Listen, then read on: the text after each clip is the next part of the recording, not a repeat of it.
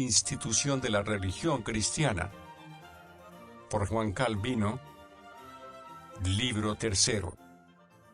Capítulo 10. Cómo hay que usar de la vida presente y de sus medios. Para evitar la austeridad o la intemperancia, se requiere una doctrina acerca del uso de los bienes terrenos.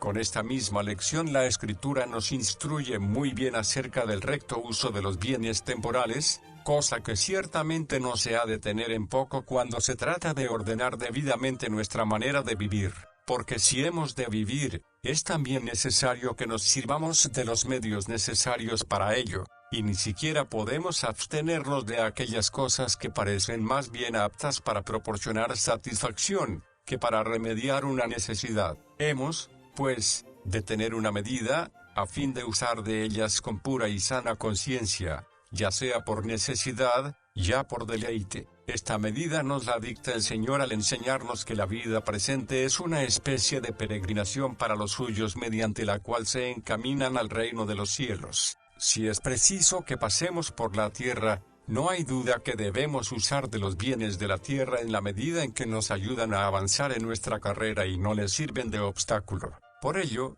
no sin motivo advierte San Pablo que usemos de este mundo, como si no usáramos de él, que adquiramos posesiones, con el mismo ánimo con que se venden. 1 de Corintios 7, 31. Mas, como esta materia puede degenerar en escrúpulos, y hay peligro de caer en un extremo u otro, procuremos asegurar bien el pie para no correr riesgos. Ha habido algunos, por otra parte buenos y santos, que viendo que la intemperancia de los hombres se desata como a rienda suelta si no se la refrena con severidad, y deseando poner remedio a tamaño mal, no permitieron a los hombres el uso de los bienes temporales sino en cuanto lo exigía la necesidad, lo cual decidieron porque no velan otra solución. Evidentemente este consejo procedía de un buen deseo, pero pecaron de excesivamente rigurosos. Su determinación era muy peligrosa, ya que ligaban la conciencia mucho más estrechamente de lo que requería la palabra de Dios. En efecto, afirman que obramos conforme a la necesidad cuando nos abstenemos de todas aquellas cosas sin las cuales podemos pasar. Según esto, apenas nos sería lícito mantenernos más que de pan y agua. En algunos, la austeridad ha llegado aún más adelante, según se cuenta de Crates de Tebas, quien arrojó sus riquezas al mar, pensando que si no las destruía, ellas hablan de destruirlo a él. Por el contrario, son muchos los que en el día de hoy, buscando cualquier pretexto para excusar su intemperancia y demasía en el uso de estas cosas externas, y poder dejar que la carne se explaye a su placer, afirman como cosa cierta, que de ningún modo les concedo, que la libertad no se debe limitar por reglas de ninguna clase, y que hay que permitir que cada uno use de las cosas según su conciencia y conforme a él le pareciere lícito. Admito que no debemos, ni podemos, poner reglas fijas a la conciencia respecto a esto. Sin embargo, como la Escritura nos da reglas generales sobre su uso legítimo, porque éste no va a regularse por ellas. Debemos usar de todas las cosas según el fin para el cual Dios las ha creado.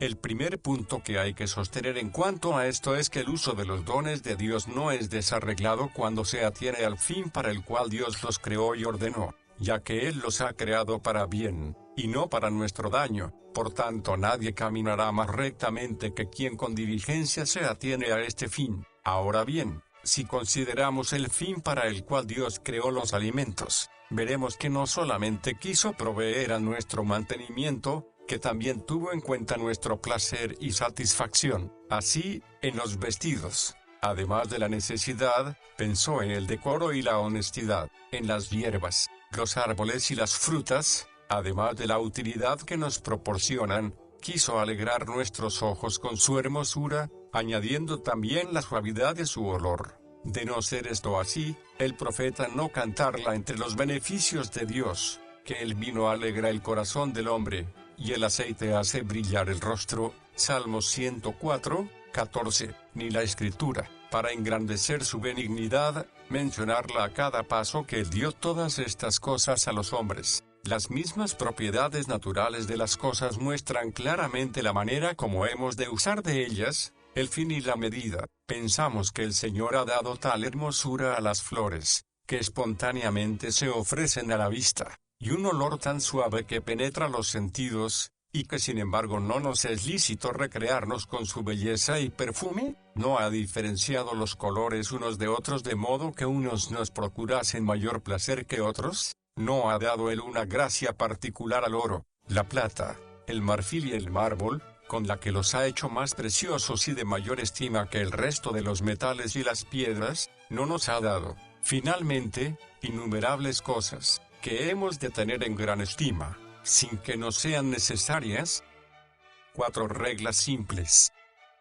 Prescindamos, pues, de aquella inhumana filosofía que no concede al hombre más uso de las criaturas de Dios que el estrictamente necesario, y nos priva sin razón del lícito fruto de la liberalidad divina, y que solamente puede tener aplicación despojando el hombre de sus sentidos y reduciéndolo a un pedazo de madera. Mas, por otra parte, con no menos diligencia debemos salir al paso de la concupiscencia de la carne, a la cual, si no se le hace entrar en razón, se desborda sin medida, y que, según hemos expuesto, también tiene sus defensores, quienes so pretexto de libertad, le permiten cuanto desea.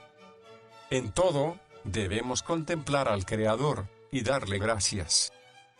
La primera regla para refrenarla será: todos los bienes que tenemos los creó Dios a fin de que le reconociésemos como autor de ellos, y le demos gracias por su benignidad hacia nosotros. Pero, ¿dónde estará esta acción de gracias, si tomas tanto alimento o bebes vino en tal cantidad, que te atonteces y te inutilizas para servir a Dios y cumplir con los deberes de tu vocación? ¿Cómo vas a demostrar tu reconocimiento a Dios, si la carne, incitada por la excesiva abundancia a cometer torpezas abominables, infecta el entendimiento con su suciedad, hasta cegarlo e impedirle ver lo que es honesto y recto? ¿Cómo vamos a dar gracias a Dios por habernos dado los vestidos que tenemos, si usamos de ellos con tal suntuosidad, que nos llenamos de arrogancia y despreciamos a los demás, si hay en ellos tal coquetería, que los convierte en instrumento de pecado? ¿Cómo, digo yo, vamos a reconocer a Dios, si nuestro entendimiento está absorto en contemplar la magnificencia de nuestros vestidos? Porque hay muchos que de tal manera emplean sus sentidos en los deleites, que su entendimiento está enterrado. Muchos se deleitan tanto con el mármol, el oro y las pinturas, que parecen transformados en piedras, convertidos en oro, o semejantes a las imágenes pintadas. A otros de tal modo les arrebata el aroma de la cocina y la suavidad de otros perfumes, que son incapaces de percibir cualquier olor espiritual, y lo mismo se puede decir de las demás cosas. Es, por tanto, evidente, que esta consideración refrena hasta cierto punto la excesiva licencia y el abuso de los dones de Dios, confirmando la regla de Pablo de no hacer caso de los deseos de la carne, Romanos 13:14, los cuales, si se les muestra indulgencia, se excitan sin medida alguna. Segunda regla. Pero no hay camino más seguro ni más corto que el desprecio de la vida presente y la asidua meditación de la inmortalidad celestial, porque de ahí nacen 2 reglas. La primera es que quienes disfrutan de este mundo, lo hagan como si no disfrutasen; los que se casan, como si no se casasen; los que compran, como si no comprasen, como dice San Pablo, 1 de Corintios 7, 29 al 31. La segunda, que aprendamos a sobrellevar la pobreza con no menor paz y paciencia que si gozásemos de una moderada abundancia. Usemos de este mundo como si no usáramos de él. El que manda que usemos de este mundo como si no usáramos, no solamente corta y suprime toda intemperancia en el comer y en el beber, todo afeminamiento, ambición, soberbia, fausto y descontrol, tanto en la mesa como en los edificios y vestidos, sino que corrige también toda solicitud o afecto que pueda apartarnos de contemplar la vida celestial y de adornar nuestra alma con sus verdaderos atavíos. Admirable es el dicho de Catón, que donde hay excesiva preocupación en el vestir hay gran descuido en la virtud, como también era antiguamente proverbio común, que quienes se ocupan excesivamente del adorno de su cuerpo apenas se preocupan de su alma. Por tanto, aunque la libertad de los fieles respecto a las cosas externas no debe ser limitada por reglas o preceptos, sin embargo debe regularse por el principio de que hay que regalarse lo menos posible, y, al contrario, que hay que estar muy atentos para cortar toda superfluidad,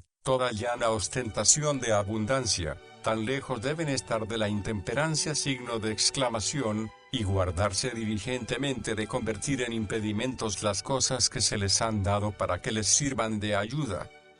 Soportemos la pobreza, usemos moderadamente de la abundancia.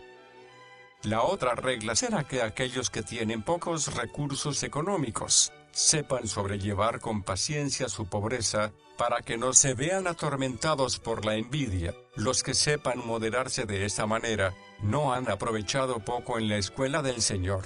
Por el contrario, el que en este punto no haya aprovechado nada, difícilmente podrá probar que es discípulo de Cristo, porque, aparte de que el apetito y el deseo de las cosas terrenas va acompañado de otros vicios numerosos, suele ordinariamente acontecer que quien sufre la pobreza con impaciencia, muestra el vicio contrario en la abundancia. Quiero decir con esto que quien se avergüenza de ir pobremente vestido, se vanagloriará de verse ricamente ataviado, que quien no se contenta con una mesa frugal, se atormentará con el deseo de otra más opípara y abundante, no se sabrá contener ni usar sobriamente de alimentos más exquisitos. Si alguna vez tiene que asistir a un banquete, que quien con gran dificultad y desasosiego vive en una condición humilde sin oficio ni cargo alguno público, si llega a verse constituido en dignidad y rodeado de honores, no podrá abstenerse de dejar ver su arrogancia y orgullo. Por tanto, todos aquellos que sin hipocresía y de veras desean servir a Dios, aprendan, a ejemplo del apóstol, a estar saciados como a tener hambre. Filipenses 4:12, aprendan a conducirse en la necesidad y en la abundancia. Somos administradores de todos bienes de Dios.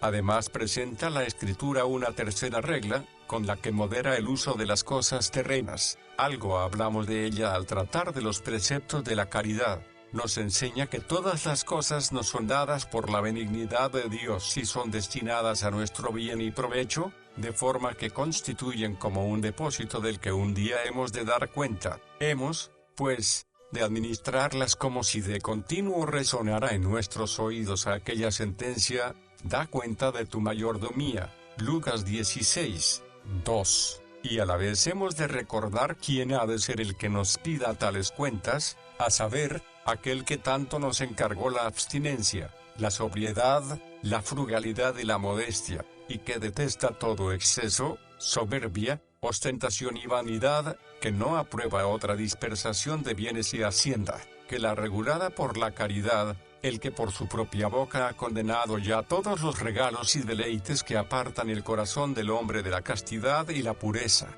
o que entontecen el entendimiento. En todos los actos de la vida debemos considerar nuestra vocación.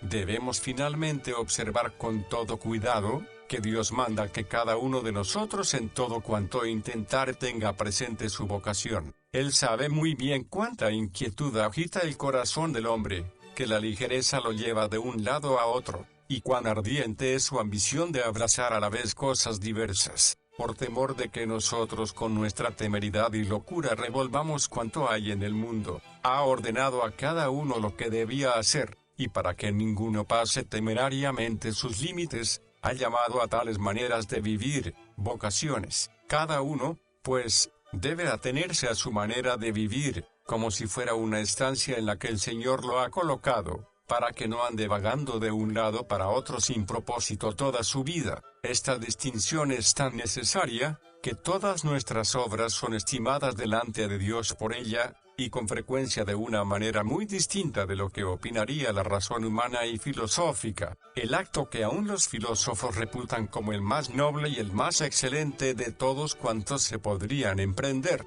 es libertar al mundo de la tiranía. En cambio, toda persona particular que atente contra el tirano es abiertamente condenada por Dios. Sin embargo, No quiero detenerme en relatar todos los ejemplos que se podrían aducir referentes a esto. Baste con entender que la vocación a la que el Señor nos ha llamado es como un principio y fundamento para gobernarnos bien en todas las cosas, y que quien no se someta a ella jamás atinará con el recto camino para cumplir con su deber como debe. Podrá hacer alguna vez algún acto digno de alabanza en apariencia, pero ese acto, sea cual sea, y piensen de él los hombres lo que quieran, delante del trono de la majestad divina no encontrará aceptación y será tenido en nada. En fin, si no tenemos presente nuestra vocación como una regla permanente, no podrá existir concordia y correspondencia alguna entre las diversas partes de nuestra vida. Por consiguiente, irá muy ordenada y dirigida la vida de aquel que no se aparta de esta meta,